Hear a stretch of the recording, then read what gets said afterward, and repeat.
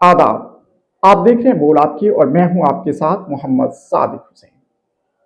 आज हम लोग एक ऐसे टॉपिक पे चर्चा करने जा रहे हैं जो सिर्फ हिंदुस्तान ही नहीं बल्कि हिंदुस्तान से बाहर भी इस शो को खूब देखा गया और खूब लोगों ने सराहा भी। ललन टॉप के जो सौरभ द्विवेदी हैं उन्होंने इस शो को होस्ट किया था। टॉपिक था डज गॉड एग्जिस्ट, क्या भगवान का, अल्लाह का, ईश्वर का कोई अस्तित्व है। एक तरफ थे जावेद अख्तर जो मशहूर पोएट हैं, लिरिसिस्ट भी हैं, और दूसरी तरफ थे एक इस्लामिक स्कॉलर मुफ्ती शुमैल नदवी। ये काफी इंटरेस्टिंग डिबेट था। इस पूरे डिबेट में 3 शब्द ऐसे थे जिसे मुफ्ती शुमैल नदवी ने जिक्र किया तो वहां बैठी आवाम जो थी हक्का बक्का रह गई, या यूं कह लीजिए खुद दूसरी तरफ बैठे जो जावेद अख्तर साहब थे वो भी पूरी तरह से एकदम भ्रमित दिखे, अवाक रह गए और उनको कहना पड़ा कि इसका क्या मतलब है। हालांकि मुफ्ती जो शुमैल नदवी साहब जो हैं उन्होंने इसे बखूबी बहुत अच्छी तरीके से समझाने की कोशिश किया, इसे काफी आसान बनाकर दर्शकों के सामने रखा भी। ये शब्द कहीं ना कहीं मेरे माइंड में था पहले से। जब हमने देखा तो से लगा कि भाई इस टॉपिक पे और इन शब्द का जिक्र जरूर होना चाहिए। ये साइंस के शब्द हैं, दार्शनिक शब्द हैं, फिलोसॉफिकल टर्मिनोलॉजीज हैं। ये पहला शब्द था कंटिंजेंसी। Contingency CONTINGENCY, contingency. और दूसरा शब्द था इनफाइनाइट रिग्रेस। Infinite regret. वहीं तीसरा जो टर्मिनोलॉजी का इस्तेमाल मुफ्ती शुमैल नदवी साहब ने किया वो तीसरा था नेसेसरी बीइंग। अब इन तीनों शब्द का, इन तीनों टर्मिनोलॉजीज का क्या मतलब है, हालांकि उन्होंने इसको समझाया भी था, लेकिन फिर भी हम लोग इन्हीं तीनों शब्द पे इस शो में चर्चा करेंगे। पहला शब्द था कंटिंजेंसी। कंटिंजेंसी यानी अनिश्चितता, अप्रत्याशित घटना। यह एक ऐसी स्थिति है जहां कुछ ऐसा होता है जो पहले से अनुमानित नहीं था और जिसके लिए कोई तैयारी या योजना पहले से नहीं बनाई गई थी।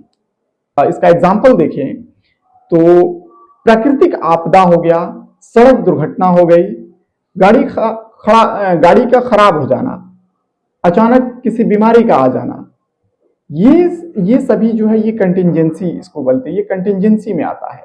यानी तबीयत खराब होती है, कोई बड़ी बीमारी अगर आ जाती है तो वो कह के नहीं आती है।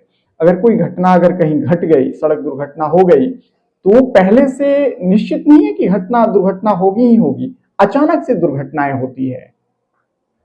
वहीं प्राकृतिक घटना जो है और डिजास्टर, नेचुरल जो डिजास्टर्स हैं, वो कह के नहीं आती है कि अभी तबाही आने वाली है, भूकंप आने वाला है या बहुत बड़ा कोई तूफान आने वाला है। वो बस आती है तो आती है। दूसरे शब्द की ओर आते हैं, इनफाइनाइट रिग्रेस। इनफाइनाइट रिग्रेस, इसका हिंदी मतलब होता है अनंत श्रृंखला या अनंत चक्र।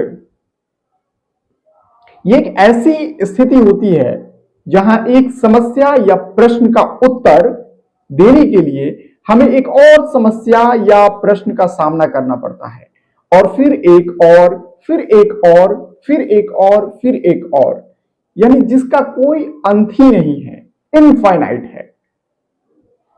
इसका अगर मिसाल हम लोग देखें तो एक कहानी के अंदर दूसरी कहानी का होना, एक सवाल के अंदर सवाल, सवाल के बाद सवाल, सवाल के अंदर सवाल, यानी सवाल सवाल सवाल फिर से सवाल, एक सवाल फिर उसमें दूसरा सवाल पनप रहा है, या एक कहानी के अंदर कहानी कह लीजिए, जो कहानी कभी खत्म ही नहीं हो, कभी अंत ही नहीं हो। तीसरे शब्द की ओर आते हैं हम लोग। तीसरा शब्द है नेसेसरी बीइंग। नेसेसरी बीइंग को हिंदी में बोलते हैं आवश्यक अस्तित्व। यह एक ऐसा शब्द है जो हमेशा रहेगा, जो कभी मर नहीं सकता है, इसके लिए नेसेसरी बीइंग का इस्तेमाल किया जाता है।